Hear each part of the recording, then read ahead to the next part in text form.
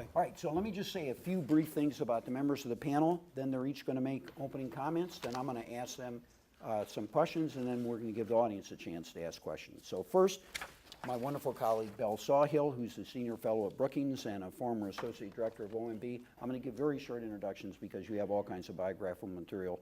And if any panelist is so moved, we'd love to hear about your background if you don't think I tell enough. So Joanne Barnhart is a former head of the Administration for Children and Families and former commissioner of Social Security. I think it would be accurate to say in the Gene Sperling tradition that you're the only person to hold both of those two positions.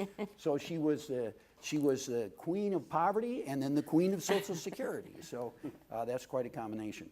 Mona Sutphin, who's the managing director at UBS AG, and formerly she was the deputy chief of staff for President Obama. So again, the background in both the Washington scene and in her case in the private sector. John Bridgeland. Bridge is the president and CEO of Civic Enterprises, and he was the director of the Domestic Policy Council in the Bush administration, where he often started the day telling me what to do. So I'm going to try to get revenge during this panel. And then Jared Bernstein, a senior fellow at the Center on Budget and Policy Priorities, and he was formerly chief economist for Vice President Biden.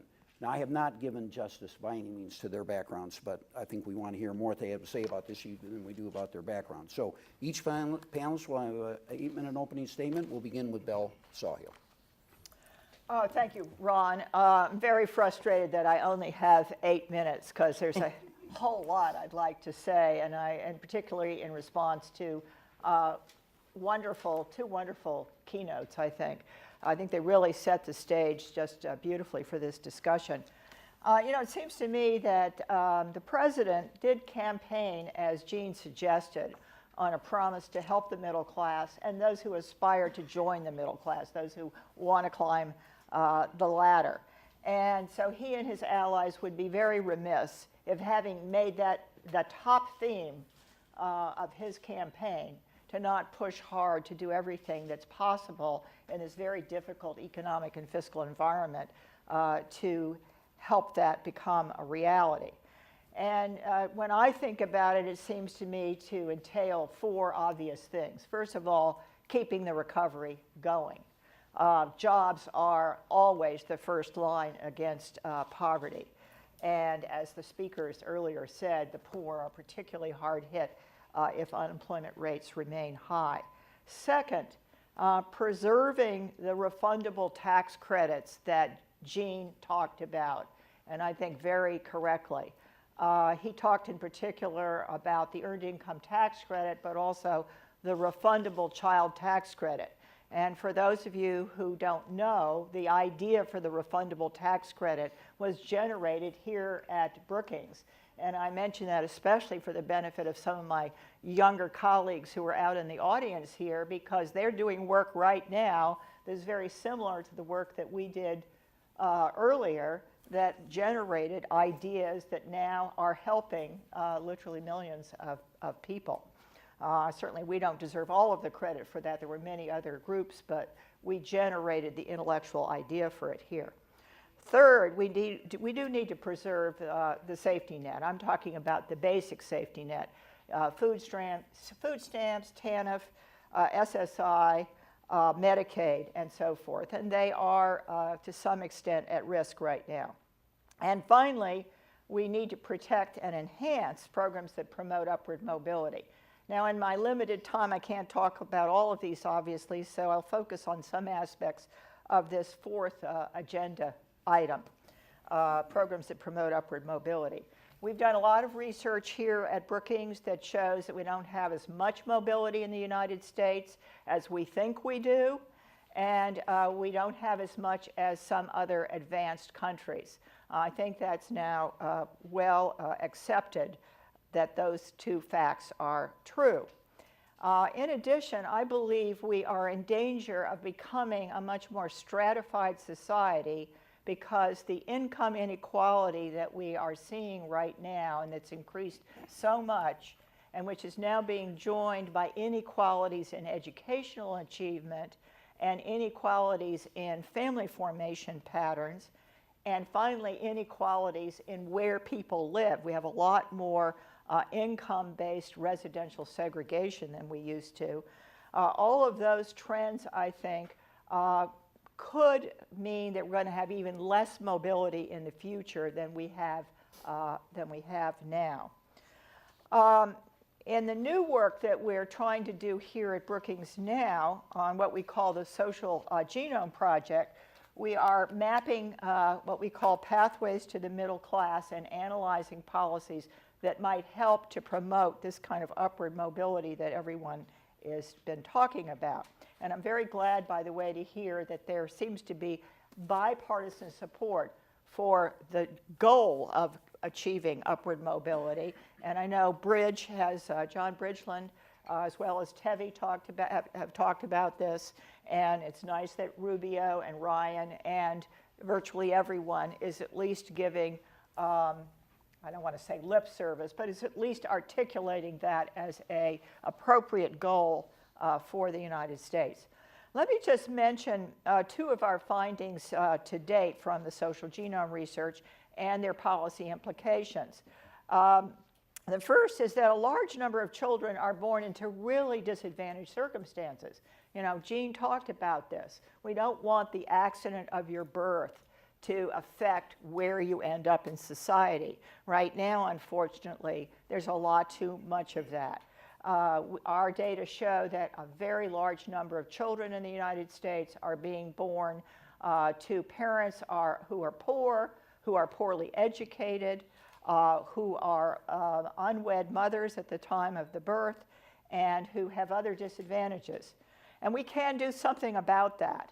And it doesn't have to be expensive. And what I'm thinking of here is something that my colleagues and friends at the National Campaign to Prevent Teen and Unplanned Pregnancy are focused on like a laser beam, and that is preventing some of the,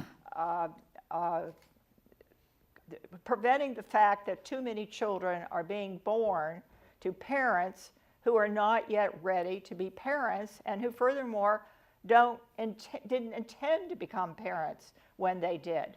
Let me just give you quickly the facts here. For women under 30 in the United States, all women under 30, not just poor or disadvantaged, more than half of all of those births are to unwed mothers. Now, I'm not going to say there aren't lots of single parents doing a heroic job, but having two parents is definitely an advantage for your children. And perhaps even more importantly, 70% of the pregnancies to young single women, I'm talking about women under 30 again, are unintended by their own self-reports.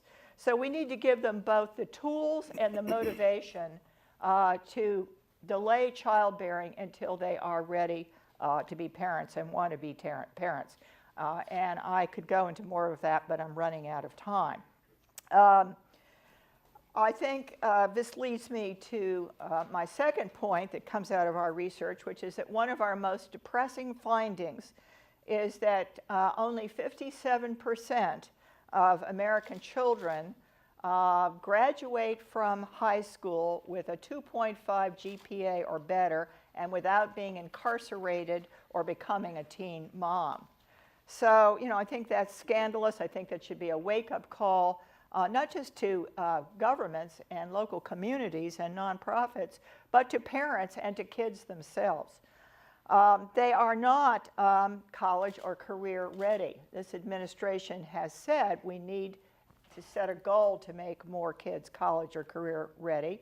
But if we look at how many kids from lower income and minority families are achieving this benchmark that I just articulated for the end of adolescence, graduate high school, good GPA, no incarceration, no teenage parenting.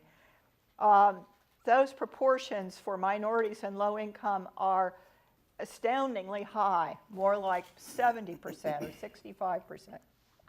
Now, we do have some successful programs to deal with those problems. Career academies, small schools of choice, some innovative charter schools, career and technical education. But these are small relative to the need. We need to try to take them to scale. Well, I'm running out of time, so I will leave it at that so that we can hear from other members of the panel. Those were not only great points, you set a fantastic example that you had a lot more to say and stop. Wow. That rarely happens at Brookings. We're going to have an award. We're going to call it the Sawhill Award. Well, I had my research assistant here sitting, telling me Oh. to stop, and I'm very dependent on her. But so I want the always audience to know that the research assistant buried the stop until I go, stop. So she worked for me too, so she had to make a choice, and you made the right one. Thank you very much. Joanne I Barnhart. told you at the beginning I couldn't do it in 8 minutes. Joanne. Thanks, Ron. I just want to start by saying I am a lifelong Republican, but I am not a 79-year-old banker. I want to thank Brookings and Annie Casey Foundation for hosting this forum. I also want to take this opportunity to thank Ron Haskins for really what has been his tireless work throughout his career to improve life chances for America's children and families. His passion, his knowledge, and his skill have contributed greatly to bringing critical public issues to the fore. And the fact that we're all here today, this panel, the keynote speakers, is clear evidence of that. So thank you, Ron. The fact that 1 in 8 Americans are receiving SNAP is indicative of the challenge that we face in public policy. Looking back in the middle of a boom economy when President Clinton proclaimed we are ending welfare as we know it, no doubt he did not envision the economic crisis that we face today. And I doubt that anyone, certainly based on the comments we've heard so far today, would argue that restoring a vibrant economy is essential in providing the foundation upon which all of our other policies are built. The President and the Congress have significant work to do to bring Democrats and Republicans together to foster a bipartisan compromise to avoid sequestration. The decisions that they're going to be making and will make will affect every single American, those who pay benefits and those who receive them. I don't believe that these two groups are or should be natural adversaries. And how future public policy assistance is forged is either going to bridge the gap between those two, or it's going to widen the divide both economically and philosophically. And we've heard a number of comments today that actually speak to that divide. The payers, the people who've achieved the American dream, need to be confident that the taxes that they pay are being used to provide opportunity and promote personal responsibility. The recipients should be confident that that dream, which is beyond their grasp today and seemingly beyond their grasp in the foreseeable future, could actually become reality in the future. People seek out and rely on assistance programs for a variety of different reasons. Some of them fall on hard times, and some of them are born into hard times. The SNAP and TANF programs were designed with both of those in mind. And as a program person, a person who's run programs at the federal level, I'm going to discuss things on a more practical, programmatic level for a moment, sort of get into a little bit of the nitty-gritty. When you look at SNAP and TANF, it seems like an incredible irony to me that they're both considered anti-poverty programs, but many of the people that they assist are in fact living in poverty. And after hovering a little above or a little below 10% from 1997 to 2008, the poverty level today is around 15%. Even if the federal government could afford, and the states could afford, to increase public assistance benefits, the fact is that an emphasis on incremental benefit increases is not going to reduce poverty in the short term, and most certainly is not going to reduce poverty in the long term. And the reason for that, to me, is clear, because you don't pay your way out of poverty. You actually have to work your way out of poverty. So I believe that the emphasis needs to be on creating opportunities for the people to actually have and to increase their earned income, and also to make sure that that income is not devalued by higher prices and increasing inflation. Again, I emphasize the obvious need for a vibrant economy. nothing new because almost everyone's talked about that to this point. That said, there are specific program policies that can provide encouragement, inducements, and penalties to assist in improving ultimate life chances.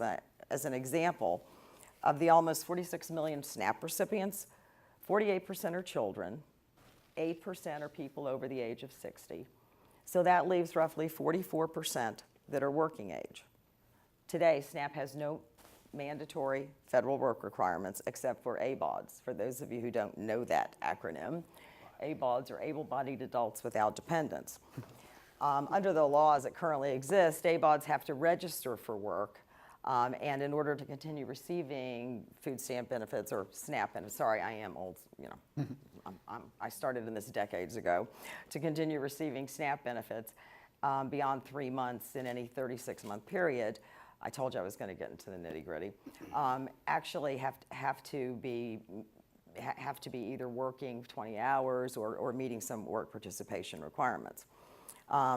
As many of you may know, though, those requirements have been subject to waiver, and I think 46 states have adopted waiving those work requirements for the ABODs because of the continued high unemployment rate.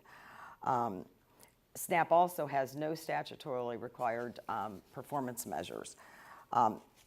If SNAP ends up with no budget cut, I think one way that might happen is including the imposition of a mandatory work requirement with performance measures as part of that compromise.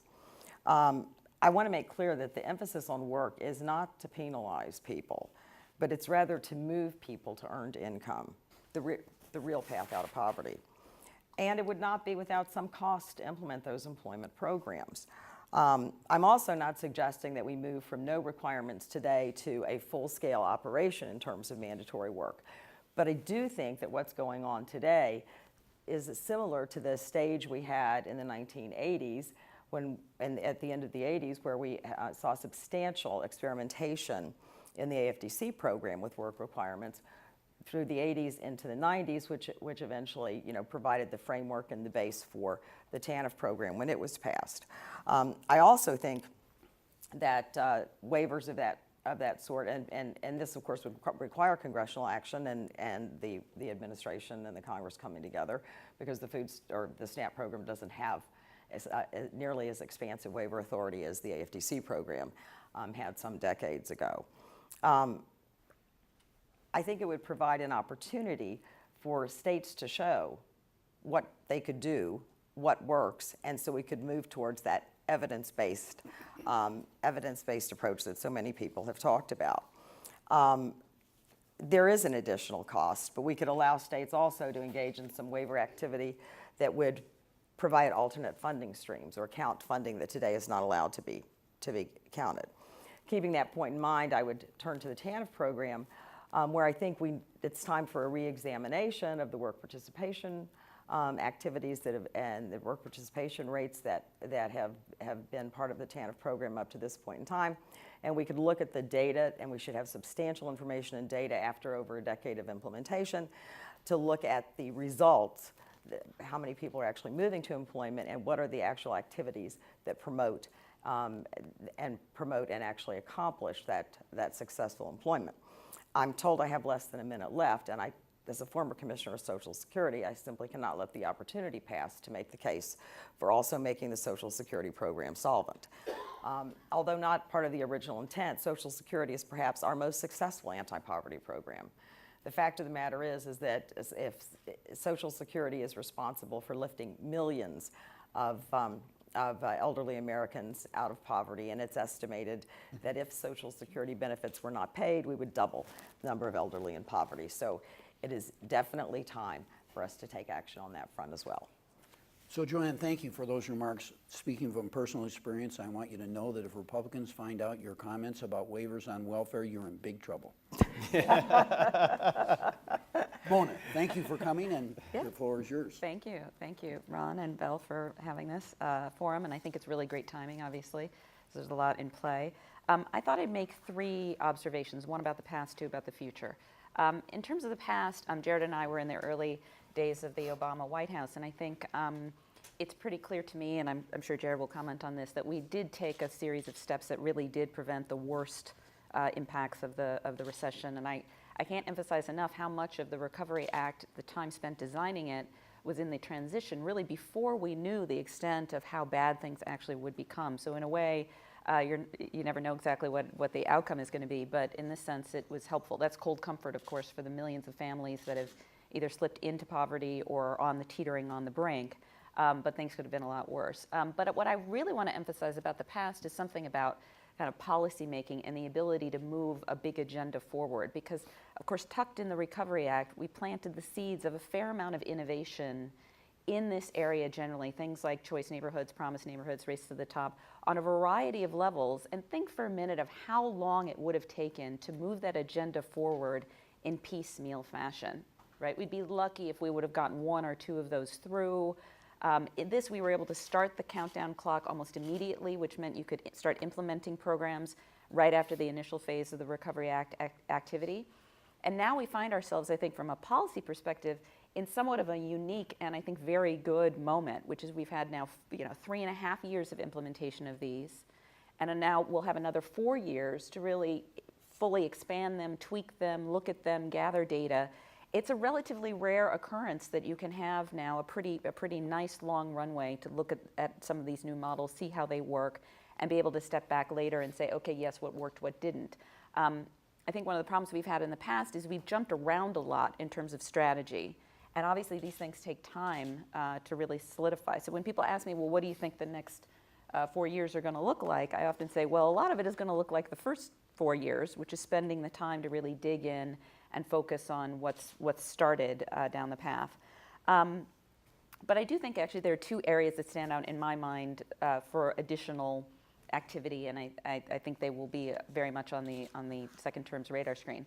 One is the early childhood agenda in a more robust way. My own view, having watched this, and it's been so interesting over, 20 years, reading the same studies, many authored by people on this panel, over and over again with the same solution set, right? We kind of know what needs to get done, and yet somehow we always can't quite bring a lot of it over the finish line. I actually think the first term, we managed to get, obviously, food nutrition bill passed. The Health Care Act has a fair amount of opportunity in it on this agenda, and obviously the Head Start reform is a great start. I actually have one, though, area that I just think we need a lot more creative public policy around, and that's finding vehicles to incentivize the expansion of affordable and quality childcare.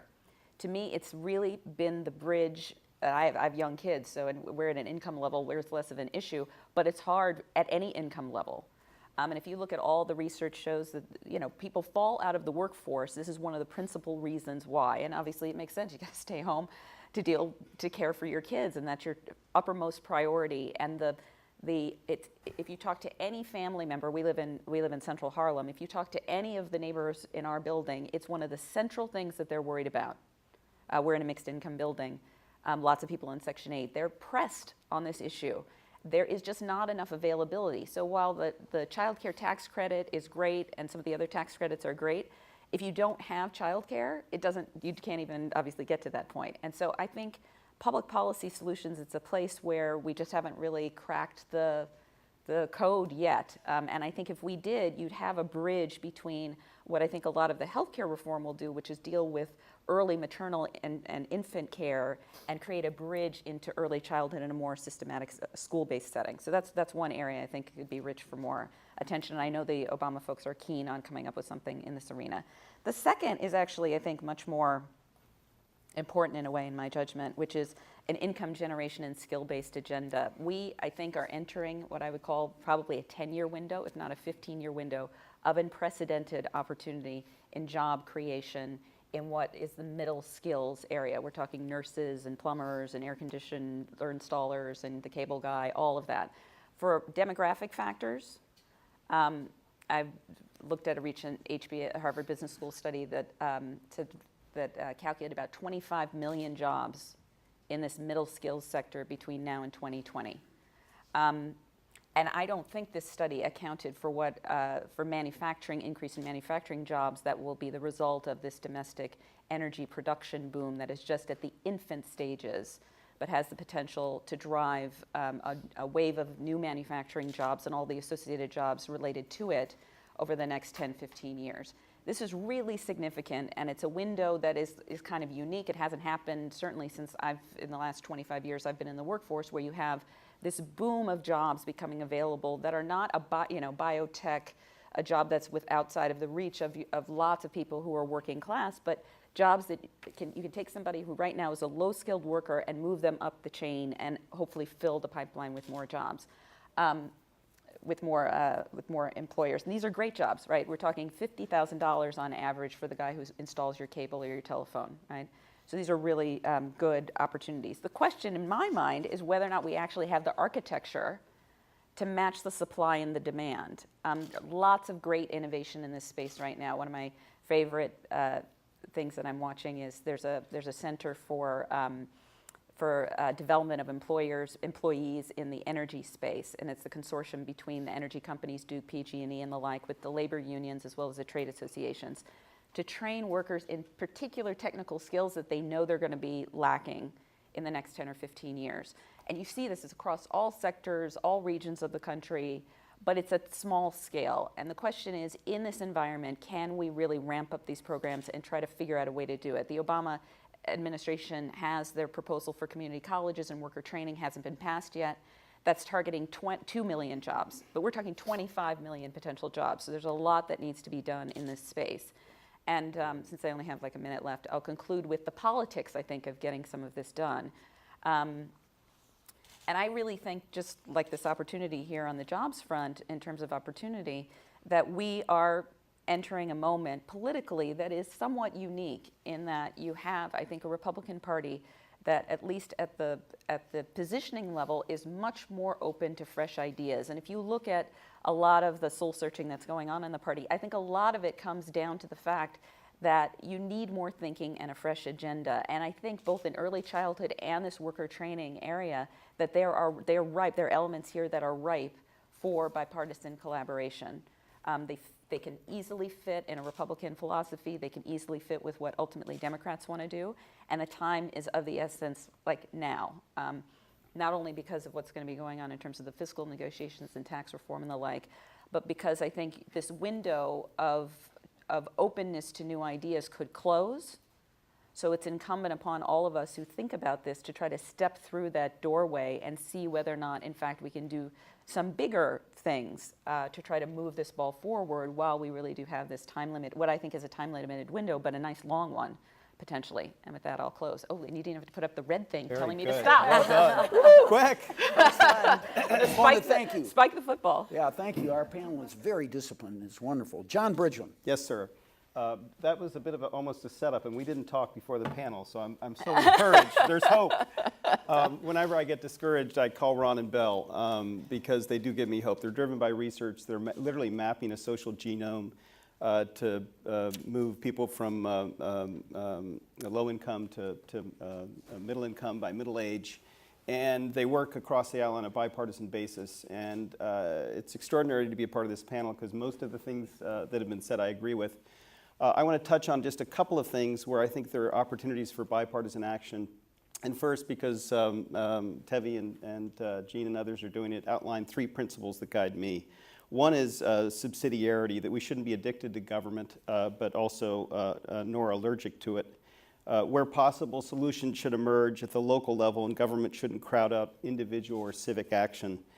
Government, we should recognize, can also bring good things to scale. Second, if I've learned anything valuable in the last 20 years working on social policy is the lack of listening to the customer and the power of actually listening to the voices and the perspectives of high school dropouts, teenage mothers, incarcerated youth, disconnected youth. They have potential, they have answers, and we ought to do more to respect and incent their resourcefulness. I've been completely taken by MacArthur genius Maurice Miller's work, who literally looks at, we have these policy discussions, but they're so rarely informed by the people that we're actually trying to lift up and help. And I think that's actually a transfer. When I visited with Bill Drayton yesterday, and I was talking to him about, this great social innovator, what do we do on poverty in America? You know what his answer was? Teach empathy. And I think it's interesting, the Social Genome Project identifies social and emotional learning, which I think the country has completely missed the boat on, including the Bush administration that drove No Child Left Behind, that worked to close achievement gaps with all good intentions and had some good effects.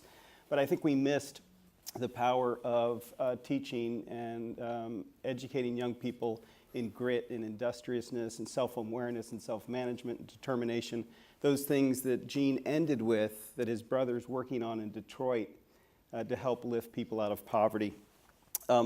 Third, America has this wonderful tradition of service and mutual aid and cooperation. Neuroscientists now tell us that we're literally wired to cooperate, and I don't think we're doing enough. There's not always evidence of that on Capitol Hill, but there certainly is among the American people, and I think we need to do more to tap into that spirit. Finally, evidence-based policymaking. This is the new wave. I co-chaired the White House Task Force on Disadvantaged Youth. Quickly discovered there were 339 federal programs spending $225 billion every year to help disadvantaged youth. And then when we look deeper at where's the evidence base, where's the coordination, is this a citizen-centered system, we discovered that tragically that there wasn't much of an evidence base. I think we need to put evidence into systems not to eliminate programs, but to scale those that are effective. So 3 quick areas for bipartisan cooperation. First, the high school and college completion crises. Interestingly, there have been research dating back to 1870 on the high school dropout problem, but nobody had ever talked to the customer. In 2005, when we did, we discovered all across the country that the leading reason for people dropping out of school wasn't poverty, wasn't life circumstances, wasn't academic challenges. They didn't see a connection between what they were learning in school and what they wanted to be in life. And so I think, interestingly also, it's a classic engineering problem. Bell and Ron talk so compellingly about, the first thing you need to do to get out of poverty is graduate high school. Well, there are 1,550 dropout factory high schools in the United States where 50% of the dropouts are coming from. And right now we're mapping with United Way the feeder elementary and middle schools so that we actually, if we know who these students are, where they go to school, why they're dropping out, and what can support them to keep them on track, it literally is getting the right supports to the right students at the right time at the scale and intensity required. And so under the guidance of General Colin Powell and Alma Powell, there's this Civic Marshall Plan of Action that brings together educators, policymaking institutions like the governors and state legislatures, and community-based organizations to work intensively in those schools and then hold up the secret sauce of what's working in New York City schools to Shelbyville, Indiana, in terms of strong leadership from principals and focusing on graduation rates, focusing on teacher quality, early warning systems that can predict as early as 3rd and 4th grade, the attendance, poor behavior, and course performance in reading and math that signal early signs of trouble. And this administration, as Mona has mentioned, has been wildly innovative in terms of Race to the Top, I-3, and school improvement grants. And the latter is actually under threat right now and is a critical part of this public-private partnership to boost high school graduation rates. Second issue where I think there's sort of a huge opportunity for bipartisan action is actually in career and technical education. But I don't think we can talk about it in terms of the old vocational education system that tracked low-performing kids into kind of a second-class system. But an enterprising pathway that is a prestigious system where Tony Carnevale, you mentioned, identifies 29 million jobs today that are these middle-skilled jobs, many of which are high-paying. And think of the policy punch we could get with large-scale career and technical education. It's an answer to the high school dropout problem because project-based learning, kids see that they're learning toward a career. It's an answer to the college affordability crisis because I've seen examples of 18 and 19 and 20-year-olds in Michigan graduating with a high school diploma and a 1 or 2 year degree at much lower cost than a 4-year degree, obviously, and with currency in the labor market. Third, it addresses the skills gap. There are currently 3.7 million jobs in the United States, and I don't know why we don't turn our unemployment insurance system like states are doing around the country into a wage subsidy or work to get those people in the unemployment insurance line into the career center line and connected to those 3.7 million available jobs. And finally, it addresses the employer remediation and training gap because employers will be getting workers, students who've been trained in the fields where the jobs are. Finally, and I just have a couple of minutes, I don't think we're doing enough in the country to unleash our organic energy. Stanley McChrystal said at the Aspen Ideas Festival that only 1% of Americans have any connection to our military service. And service in this country has become dangerously narrow. There are currently 586,000 young people who want to join AmeriCorps, 215,000 Americans who want to serve in Peace Corps. And interestingly, national service is a powerful bridge out of poverty toward employment.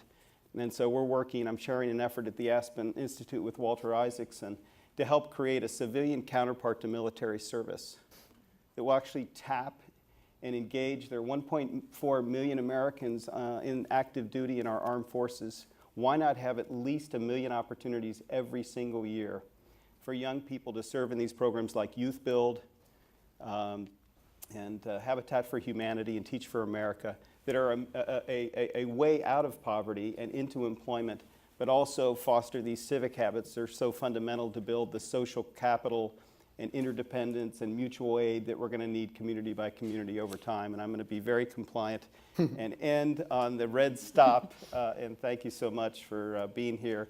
And would love your ideas, particularly about the National Service Initiative we're working on. Bridge, thank you. So Jared Bernstein. everything I wanted to say has been said numerous times over. Say it again. Yeah, so I'll say some of it again. Pretend you're in Congress, just say it. I haven't said it yet, so so many of the points that I wanted to make were made emphatically, which is useful in the sense that I can talk about one point I wanted to make that hasn't been made as emphatically. But the 2 points that I think have really been stressed so far that I wanted to underscore was first the current condition of the U.S. safety net. I was going to make some of the same points Jean did vis-a-vis the difference between the official poverty statistics and poverty trends accurately measured, and the really pretty remarkable success of the safety net in staving off an increase of poverty if you measure it the right way over such a deep recession. The one point that wasn't made, and this actually comes from some very useful data that the CBO generates on income by quintile, looking at all the different components. One of the things that the CBO lets you do is to break out the changes in income from the market side of the equation, that is before you put in the tax and transfer system. And you heard the point, Jean made it, I just remade it, about the fact that accurately measured poverty, which was of course higher when you measure it more accurately because the poverty thresholds need to be adjusted up somewhat, and so the rate itself is higher, but the trend was pretty flat over the downturn. But actually, if you look at middle-class families, you find from the CBO data that middle-class families, whose average income in that data is probably around $45,000, something in that neighborhood, that their market income fell $6,000. So, a big loss, off a base of 50,000. That's, that's 10, 12%. The middle fifth lost $6,000 in market income between 2007 and 2009. But transfers went up almost $3,000 for them. Their federal taxes, because we still have progressive taxation, so as your income falls, you move into lower brackets, fell $2,300. So those transfers, by the way, what transfers are middle income people getting? I mean, they're not getting cash assistance typically on welfare. These are not, this is the middle fifth. It's unemployment insurance largely, which was very much extended as part of some of the work that Mona was talking about earlier in the early Obama administration. So ultimately, after losing $6,000 in market income, their income after taxes and transfers was down only $1,000. So the safety net really worked pretty well And that's something we'd want to, I think, acknowledge and protect. Okay, my second point was about this very obscure thing that Jean, I thought, was really beautifully articulate on, this idea of non-defense discretionary NDD spending, which, again, sounds very obscure, but he very nicely took you through how important this is. And I think it's particularly important if you're concerned about the issues of opportunity and mobility that Ron and Bell have been so forceful in amplifying for us. Basically, there are many components within this non-defense discretionary part of the budget that I look at as ladders to overcome mobility barriers. And the more we squeeze that part of the budget, the less we'll be able to support that stuff. And I want to address very quickly some of the discussions that were brought up earlier around, is money the answer and what's the right metric and all of that. I'm going to send Gene a note on this later. I mean, my understanding is that he mentioned inflation. I mean, the caps on this, I'll get a little wonky myself here for a second. The caps on this NDD spending actually grow about 2% over the decade. Over the next decade, they're slated to, that's baked into the cake, and that's about the projected rate of inflation. What they're not adjusted for is population growth. Yeah. And that's really important. And you can have this argument about, well, is this the right metric and are we throwing money at the problem? I think when you're talking about population growth, it's not rocket science. It's actually pretty simple. If you believe that Pell Grants are precisely the kind of mobility ladder that I think other panelists would probably agree they are, if you have more people, if the population is growing and you need them, then simply not adjusting this part of the budget for population growth is very problematic. And if you look, there's a lot of very optimistic and I think positive things coming out of this panel. I'm very happy to hear it. John and Mona in particular, I thought were raising very good and real things to feel somewhat hopeful about.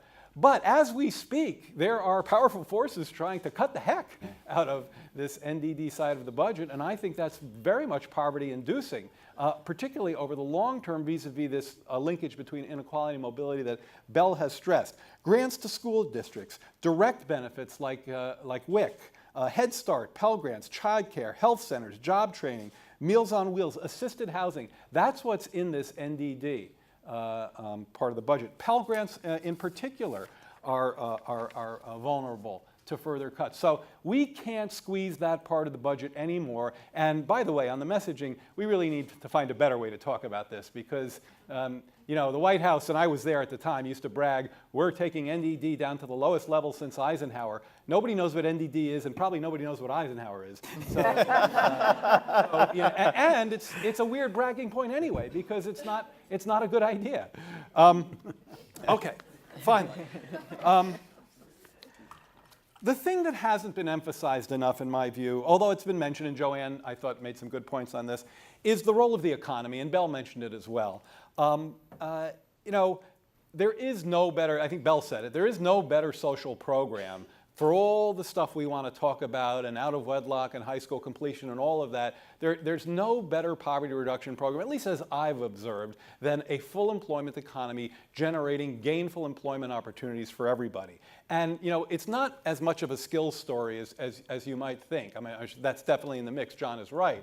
But if you go back to the latter 1990s, you saw low-wage workers who were not particularly skilled, whose wages were rising at the rate of productivity growth for the first time in decades. And the reason was because the job market was tight enough such that employers had to bid up their wage offers. And we haven't seen anything like that since.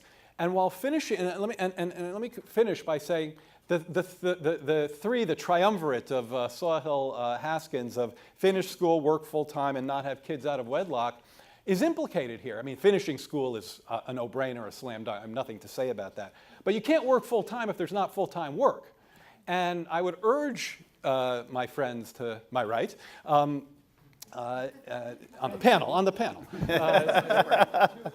work a little bit more closely with some of my macro friends upstairs to think more about the demand side of the equation. And finally, on the out-of-wedlock piece, I'm sure you're right. Your statistics are absolutely convincing, but it's not necessarily obvious to me that if you go into a data set and you find that people with out-of-wedlock births have worse poverty outcomes, it's because they have out-of-wedlock births.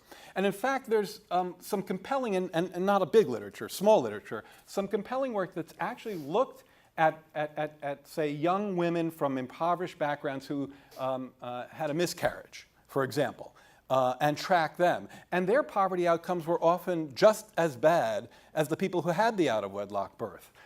And you can look at sisters who are the same in every way, except one had an out-of-wedlock birth and one didn't. And too often those outcomes are indistinguishable. So while you've got to be right, I'm sure you're right. There's no question, for example, that two-parent families are going to generate more income than one.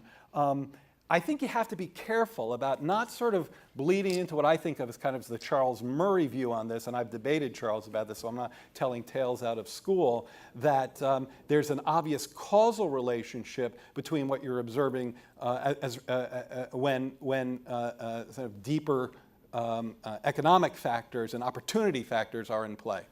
I'll stop there. Thank you. Well, as things exist right now, a child born, and we have just spectacular data on this, so I don't think anybody can possibly challenge what I'm about to tell you.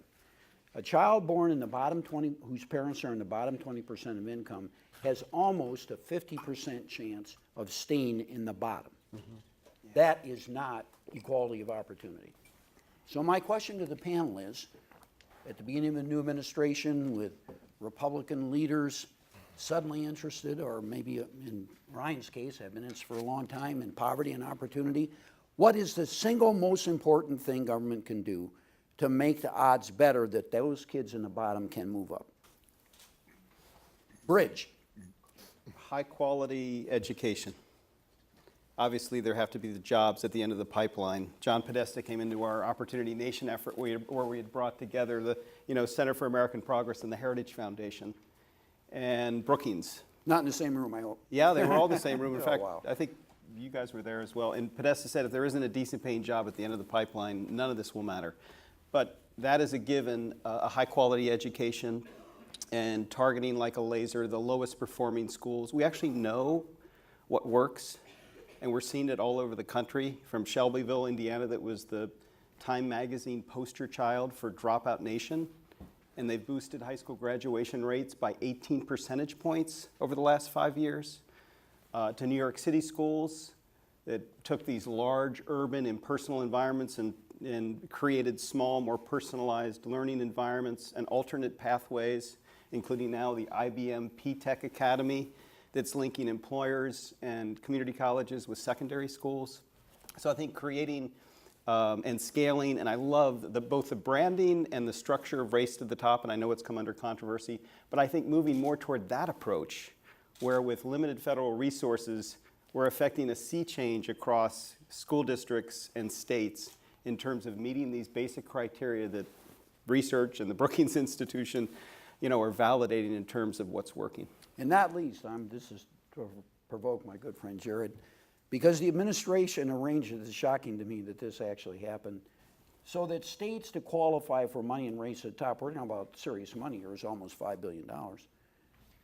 Many of them had to change their laws so that the states could base teacher pay and promotion on student performance. This is the most controversial issue for unions, for teacher unions in the United States. So what do you think of that? I'm nervous about this VAM question, value added measurement.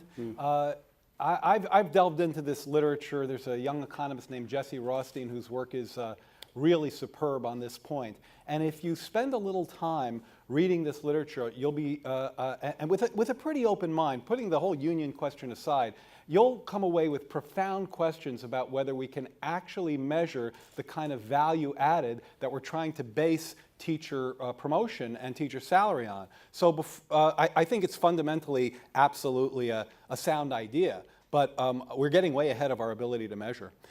Can I make a comment about your question about the bottom 20%? Yeah. Yeah.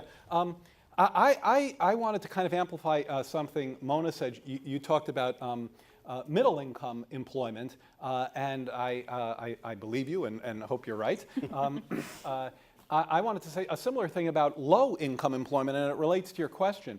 Once this economy gets back on track, I think we probably will create, similar to what Mona was saying, she was talking about more middle-income jobs, probably a lot of low-wage jobs in the non-tradable services. By the way, all her jobs were non-tradable as well. That's an interesting linkage there. And I'm talking about child care workers. I mean, like it or not, it's a low-wage job. Food prep, retail sales, security guards. I think one of the ways to change that mobility statistic, along with, of course, John's points about education, is to make sure that these low-income jobs are good jobs.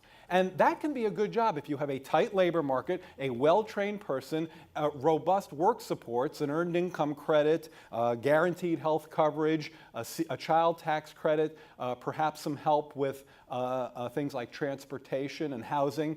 Now that turns a low-income job without mobility into something closer to the second or third fifth of the income scale. Absolutely.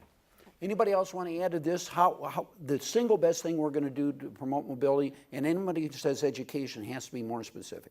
Well, I was just going to say, I'm certainly not going to discount the importance of education. My husband, my sister both teach GED, and we were talking about education classes for the generation that didn't succeed in school. But just to switch gears for a moment and focus a little differently, I personally believe that providing the positive role model of a working parent is one of the most important things we can do for children, because children model the behavior in large measure of the authority figures or the love figures or whatever, the nurturing figures in their life, and I think it's critically important.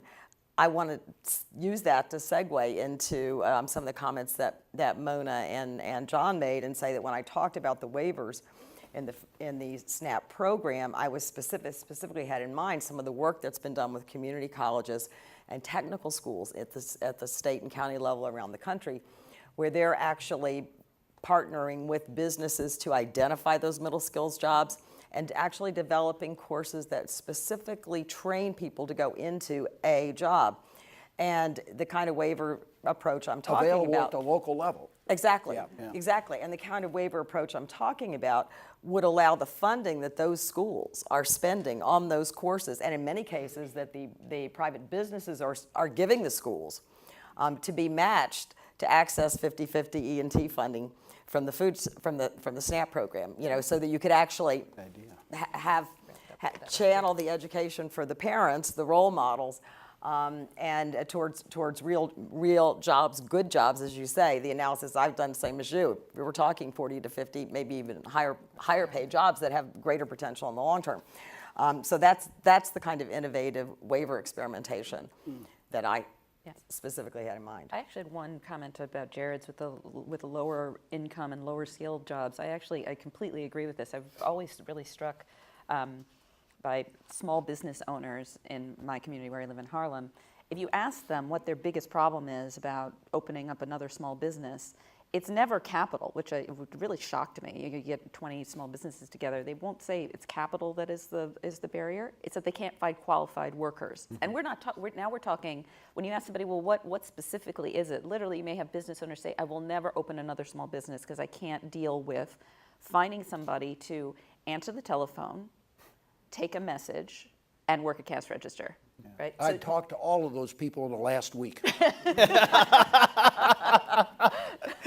So I do think there's this huge opportunity for, the Obama administration started something called the Skills for America's Future, which does have retailers in it. It's definitely not designed for the middle skill portion of the economy, but really basic skills. And then we're getting to a whole question of basic education and basic math skills and basic writing skills and so that, it does link back in with the education agenda. So I didn't want to get it. But I think there's a ton to do as well in the next tier down in terms of job skill. We can figure that out as well. I totally agree with what John Bridgeland said about education, and I just want to add a little more specificity there. First of all, it is the low-hanging fruit to expand early childhood education, as Mona said, and link it to child care if we can. Secondly, I want to reemphasize something that Jean talked about. which we don't talk about enough and which I think we need to do more work on, and that is the high expectations, the determination, the grit. I think we forget that schools can't do it alone. Students are not empty vessels in which you can just pour learning.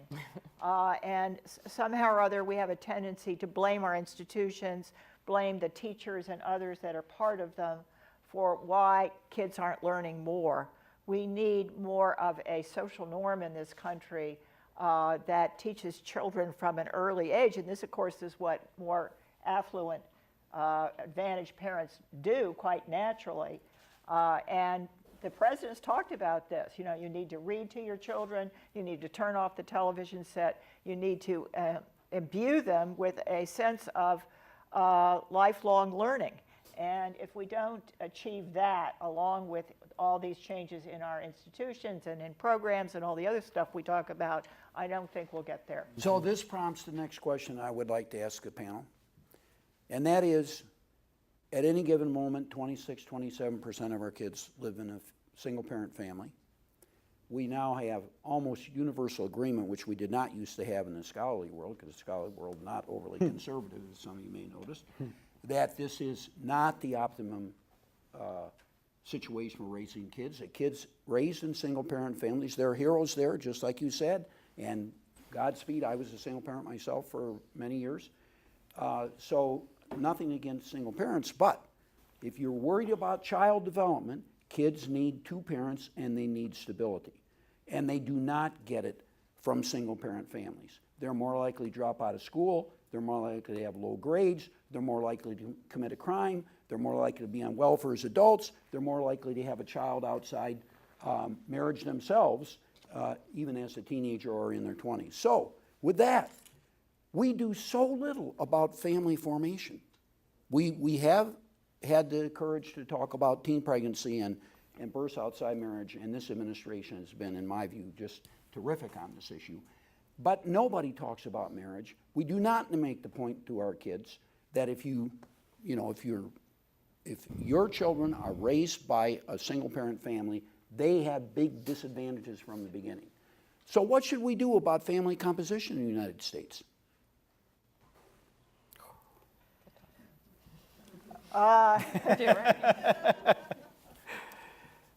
Well, I can come back to what Jared said in terms of raising questions based on some of the literature that shows that unwed parenthood is not necessarily a causal source of later disadvantage, but I would contrast it to the much larger body of research that you just alluded to, Ron, that does suggest, for whatever reasons, this is a problem. And the simplest way that I would put it is two parents have more time, and goodness gracious, parenting is a very time-intensive activity, and anybody that's been a parent knows that. And I'm always struck by the young people that I know who, after they have young children, are, suddenly realizing what an incredible commitment this is. And I think an awful lot of people go into it without an understanding of what a commitment it is. So two parents have more time, more psychological resources, and then they have more money. Mm-hmm. Either they have the ability for one parent to stay home at least some of the time, so that reduces the whole child care burden, et cetera, or they can have two incomes. And even if you have a relatively low-wage job, much less a middle-skill job, if you have two of them, you're not going to be, you're going to have struggles, but you're going to be okay. And to do this with just one income and all the child care burdens that go with that is just incredibly tough. And if some Hollywood star wants to do that, fine, I'm just okay with that. But, Right, they can buy all the help. yeah. I mean, what Belle is saying is all true, but and with great respect, Now comes the problem. No, that's a description of the problem. I didn't hear anything in there that was, here's what we ought to do to solve this. And I'm not criticizing, because I think the reason there's kind of a deadly thud of a silence after that is because we don't really know what to do about it. Yes, we do. Well, I think that we've been extremely ineffective in affecting this particular trend, and I think Before you go further, wait, you got the floor, but before you go further, let's assume that reducing teen pregnancy can be achieved. So and that's that what I was will- gonna- I was and it gonna say will- that. And it will modestly contribute to the So I problem. think that's- But now what about marriage? well, so No, the but first what thing about teen pregnancy? Let's get the facts out. 'Cause Yeah. I don't think this group necessarily all knows the facts. I was going to Oh, say yes, that they do. It's a Brookings audience. What's that's where we can have and should continue to make progress in reducing teen pregnancy, and that strikes me as something we are okay at and getting better. And you can say more about that in a second, and you should, because that's I think somewhat of a tragedy and absolutely a positive development to block that kind of. But the formation of single parenthood strikes me as something that may well be out of the purview of government to do much about. It's a kind of a cultural, social thing that I'm not really all that comfortable trying to change. What I do think we should do is kind of take a Hippocratic oath. So, for example, our tax system shouldn't penalize marriage. That strikes me as an obvious thing. And then I think we should be much more concerned about the kind of economic disadvantages that single parents have and try to address them, rather than trying to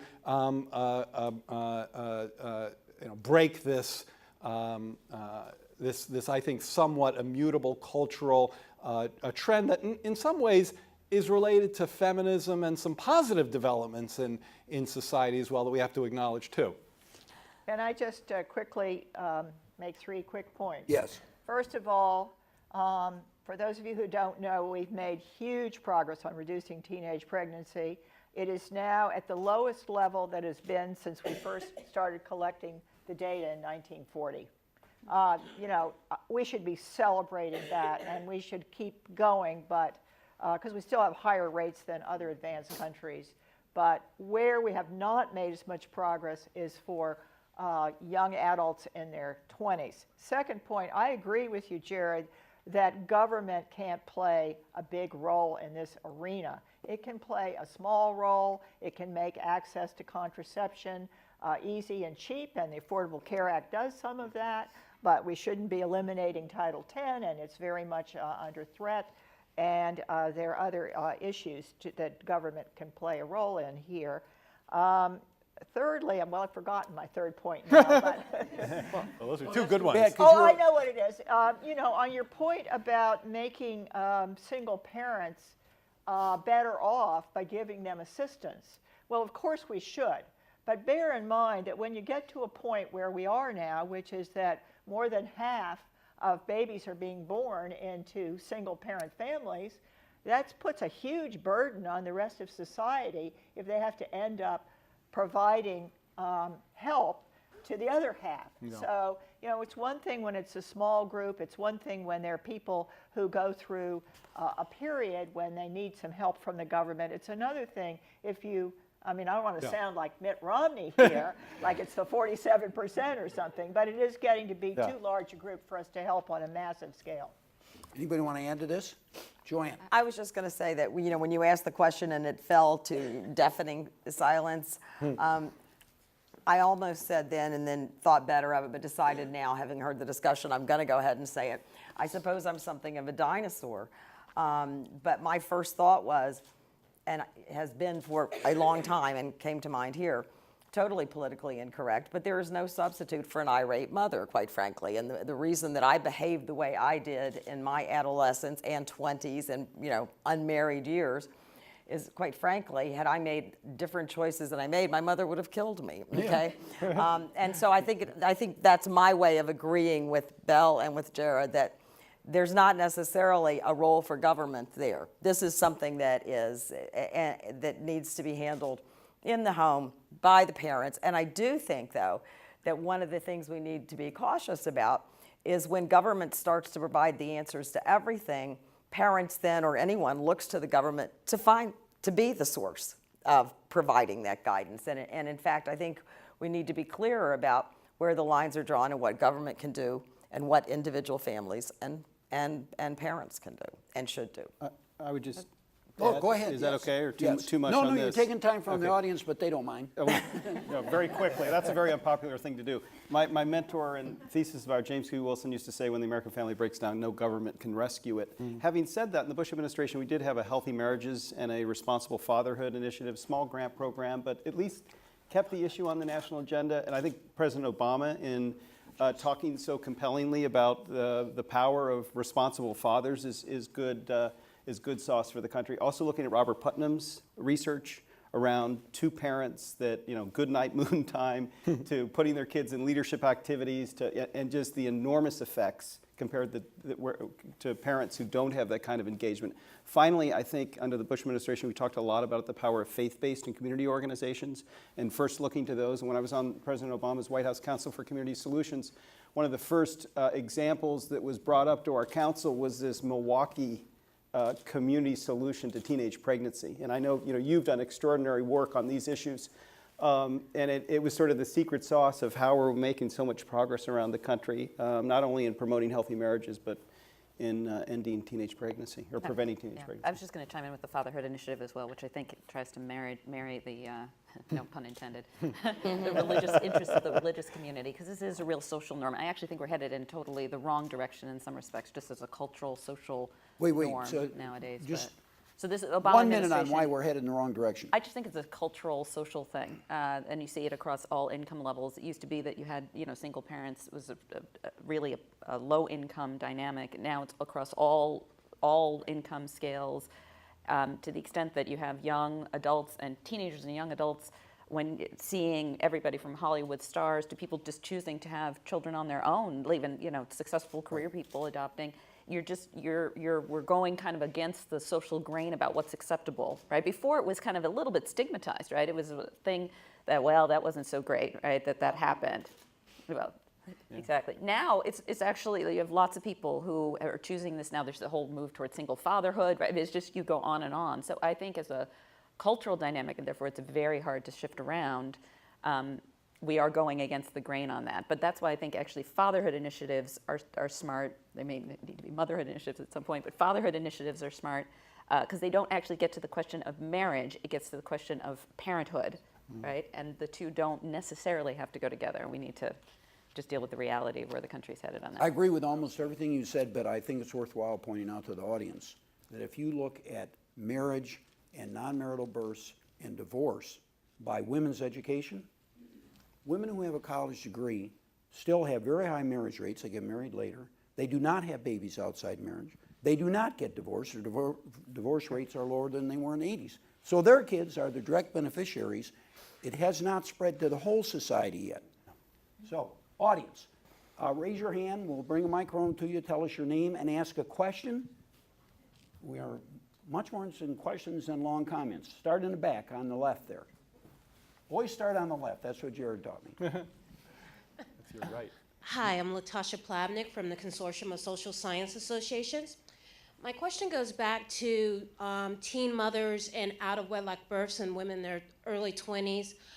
What we haven't talked about is really the war that's on birth control, making birth control harder to get, the fight against having the FDA approve it for over-the-counter use. I'm not even talking about abortion because I guess it's another thing, but even sex education in school where women don't even know if they don't want to use birth control, they want to use a more natural calendar method. We are not even taught how to understand our bodies and how our cycles work. So I think part of reducing that is greater education and greater access, but that doesn't seem to be talked about a lot, at least by the people on this panel. So I Thank think you. there are two things for the panel to deal with here. One is the threat to funding for programs that provide family planning, and two is the broader issue of education and how much young people are learning about various methods of birth control and so forth. I mean, I totally agree. We've been having a culture war over exactly these issues, and they came out very strongly during this last presidential campaign. And I think it's one reason that there's a gender gap in who supports whom.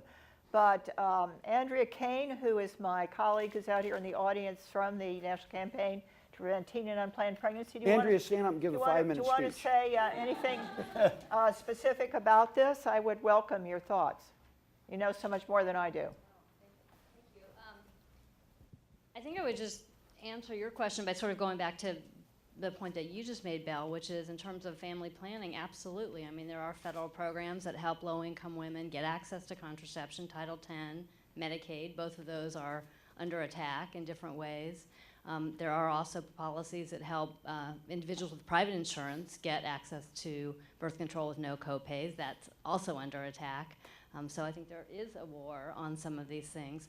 In terms of education, going back to the point about evidence-based programs, we have strong evidence about what works in terms of reducing teen pregnancy. The Obama administration has provided funding for those programs. Congress has continued funding for those programs, even under tough circumstances. So I think anything we can do to keep those going and scale them up, to Bridget's point, looking at places like Milwaukee are great examples. We sort of know what works on teen pregnancy, we just need to do more of it. And then on the contraception side, we just need to stop attacking it and expand it. Thank you for that. Next question. So let's do on the right. Hand it to the person right next to you. That's sufficient. Thank you. I'm Beth Bingham. I'm with the Green and Healthy Homes Initiative. And I think one of the things we haven't talked about is housing and the impact on all of these issues. Millions of children live in really poor housing. So we can make a really great school for them and provide them with amazing teachers. And yet when they get home, if they're living in an environment, kids, the number one medical reason kids miss school now is asthma. And much of the problems from asthma come from inside the home. So we look at, HUD has programs and CDC has programs, but housing has, the health of one's housing and that child's ability to go home and study or even to get to school because they're not being sickened by what's at home or by their So pose a access. specific question to the panel about So housing. housing, do you look at that at all in any of the research you're doing and how housing and neighborhood and community stability impact a child's ability to succeed Jared's gonna try outside to of the answer. rest Well, of no, the I just wanted to issues? say two things. One, it's important in precisely the ways you mentioned. It is links up to something Belle said that I wanted to amplify, which is that when you're talking about educational outcomes, as you mentioned, one of the problems of focusing on kind of the whole school-based experience is you're leaving out this dimension of what goes on outside of school, and housing is key, not just, and this is related to poverty outcomes, not just the condition of your house, but how often you have to move. We find that low-income families with kids have to move a lot more because of disruptive housing situations, and that hurts them both in real-time poverty, but also over the generationally. Finally, a great thing to read today is the lead editorial in the New York Times. It's a really excellent set of suggestions for the president's second term on precisely the issue of how to improve low-income housing opportunities. By the way, mentioning outside school factors of parent child development, I think the best edited book that I have ever read is called Wither Opportunity, that was published last year or the year before. Editors are Richard Murnane and Greg Duncan, and anybody who's interested in this, it's a spectacular book. So back on the left there. Well, come up, well, go ahead. Hi, I'm Melissa Boteach with Half and 10 and Center for American Progress. We've spoken a little bit about the importance of work, but we haven't talked much about sort of work-family balance, and Jared talked about the need to improve low-quality jobs. And I'm wondering if the panel can touch a little bit about post-election, especially with the role of women in the election, paid leave, particularly paid sick leave, and the potential for some bipartisanship on that front. Mona, go ahead. Yeah, I was just going to say that it would fit in the same agenda. It's really a child care question of an agenda in a way. And I do think Republicans would be smart to consider something in this space. And there's been a lot of debate about the federal government, for example, among others, and I would love the federal government to take a look at things like women not having to take vacation time to have a baby, right? Because the federal government has no paid maternity leave, which you kind of find stunning, but it's the country's largest employer. But that aside, I actually think this is a very rich area for potential bipartisanship.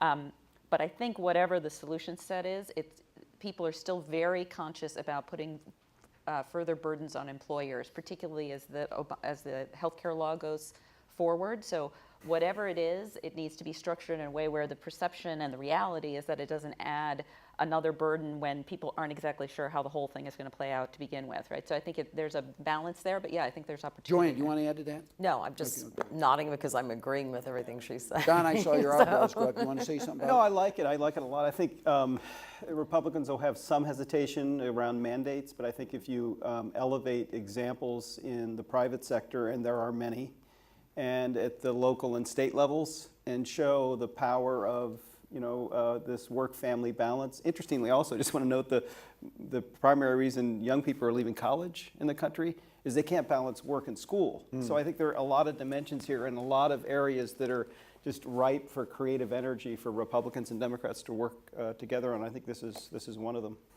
And thanks to her and what CAP has done on that campaign. It's been extraordinary. Come up a little further, Reed. Oh, this young lady right here. Oh, yes. It's the young part, Ron, thanks. Remember, there's a time limit on you. I'm watching the clock. I'm competing with you for the gray here. Jody Levin Epstein with the Center for Law and Social Policy, and also part of the team that brings you Spotlight on Poverty and Opportunity. And I once again want to thank Brookings for partnering with us and Ron for putting up with us and working together. It's been great. We hope to do it again. The issue of finding areas for bipartisanship, I want to thank everybody on the panel for flagging a set of those. Those are all about getting young people and others towards jobs, livable wage jobs, good paying jobs. Someone was saying that's a given. But there's a real big problem, and Jared helped us understand that problem. One of it is that there aren't enough jobs, but the other is that so many of the jobs are as well part-time, and increasingly so. We have 8 million people in involuntary part-time employment right now. So can there be, here's the question, can there be a bipartisan agreement that full-time workers should not have to be in poverty, and we do have full-time workers today in poverty? So how do we address that problem? And then, I hope this isn't a thud question, how do we in fact deal with this issue of involuntary employment when you have workers who want full-time jobs who cannot get them? So if I Jared can, Bernstein. if I can take a quick stab, very simple, and a great,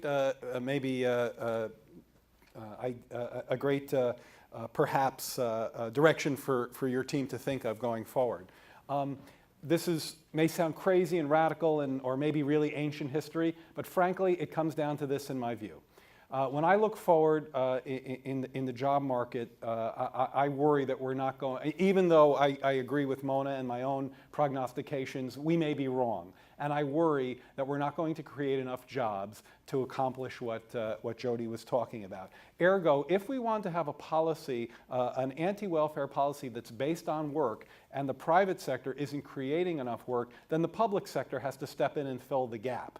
So I think we need to think seriously, and I'm not talking about a bunch of guys going out into the woods and build a dam like they did in the New Deal. I think we have to think creatively and in new ways about supplementing the quantity of employment that's provided by the private sector by the public sector in the spirit of what we used to call PSEs, public service employment. That may not work anymore. That's an old idea. There may be other ways to do that. But I think those of us, and I include my friend Ron, and I think I would guess you don't totally disagree with what I'm about to say, even though it's certainly more associated with a kind of a progressive view than a conservative one. The idea is that if we want to base our poverty on work, our anti-poverty programs on work, and work isn't there, then we have to create the work ourselves. Let's have one more question. Come up this way. Let's see. Right over here on the left. The young lady right there, yeah. Hi, I'm Sharon Strauss, and I'm from Montgomery County Community Action Agency. And so at the beginning of the presentation and throughout, there was discussion about how the Earned Income Tax Credit and the other tax credits have really contributed to the stabilization of families and keeping them out of poverty. So my question is, there's a large network of organizations that are providing free tax assistance to help people access the EITC. But even with thousands of hours of volunteers, we are not really getting people, we're leaving money on the table that families should be able to spend. So what are some ideas about, making sure people can access those tax credits? Joanne? Well, I don't know that I have ideas about how they can access those tax credits, but I would say this, and this is no news. GAO and others that have reported on the sort of misspent money in the EITC over the years as well. I'm a believer in the EITC, but I think it seems to me what one could do, particularly in an environment of economic constraints, is look at trying to identify some of the funds that are not being targeted to the appropriate individuals and using those to up the ante in terms of the funds that could be available to actually outreach to those who are eligible. You understand what I'm saying? Mona? I So- mean, one model, because I've worked on various programs to try to do it, it's impossible. It's really frustrating, actually, that you're working on something and you even get to talk to people about it, and then they still decide not to try to actually fill out the forms to take the tax credit. But I do think a one-stop model is probably where the most likely place, so somebody comes in for SNAP benefits, that people are cross-trained, that they know that, in fact, well, did you know that you're eligible for this? That would obviously make it more efficient if you can have enrollment across programs, right? So you don't have to have the 25 different silos. Would make it a lot easier. And I actually think in a fiscally, environment that we're in, figuring out how to cut some of the architecture about what people have to actually do in order to get access to the tax credits would actually help a little bit in terms of streamlining them and the like. So that could help. Go If ahead, I can Joanne. just say, in this, Joanne, I would say, if I can just say, I do a lot of work with states in welfare to work programs and designing the orientation programs for the applicants coming in. We always make a case for work pays, include EITC, and actually do a chart that shows at this income level, here's what you get, and by the way, here's the information, and here are the local agencies that provide it. So you're absolutely correct, Mona. It actually, not only does that increase the utilization by the people who should be using it, but it also goes a long way to showing people what's in their own economic self-interest. And I happen to believe that everyone acts in what's in their own economic self-interest. That's not a bad thing. It's a good thing. And so when you can show that the EITC can actually be a critical part of helping a family move to employment, it's very, very important. We do that. We include it in everything. Bill and Sawhill. it needs to happen. I want to use this as a ability to make a broader point here, which is there's going to be a lot of discussion going forward, I suspect, about the need to simplify and rationalize a lot of the programs. Several of you, I think you, Bridge and Tevi, and what you all just said, have brought home the point that we have too many programs, they're too complicated, the people who use them can't understand them, makes it harder for them to access them, they're all the silos. As we talk about reform, which I think we should do, and we are going to be talking about it in the tax system probably first, but also possibly in the job training arena and in some of these other areas, I think there's going to be a debate between liberals and conservatives in which conservatives say we need to simplify, rationalize, make these systems more effective, which is right, but then they often combine that with the notion that we can save tons of money if we do that. And I think many liberals would agree that we need to improve the programs, but they're afraid that in the process of improving them, money will be taken away. Right. I think we could accomplish a lot if we could find some bipartisan way to come together on reforming programs. Doesn't have to mean spending less money. If it works over time, maybe it will save money, but we can't have that be the upfront reason for doing it. Can I just add one thing quickly? Yes. And this idea of Time's subsidiarity up. where government cannot impede community innovation. When we went around in this White House Council for Community Solutions that President Obama formed, and we listened to all these local communities, we said, what can the government do to be helpful to you? And every single one of them said, please eliminate the federal barriers to our being innovative on eligibility and use of funds, governance structures, a whole host. And so President Obama came forward with these pilot partnerships. It eliminates these barriers in all these programs, and hopefully 12 of them will be an experiment as to how that goes. I have a simple criterion for judging the success of an event, and I hope that our Brookings event meets this, and that's that the people in the audience will leave saying, I learned more this morning than I would have learned doing whatever else I would have done. So if you didn't, given this panel and the keynote speeches, then you need to re-examine your life. Thank you. Thanking the panel. Pleasure meeting you.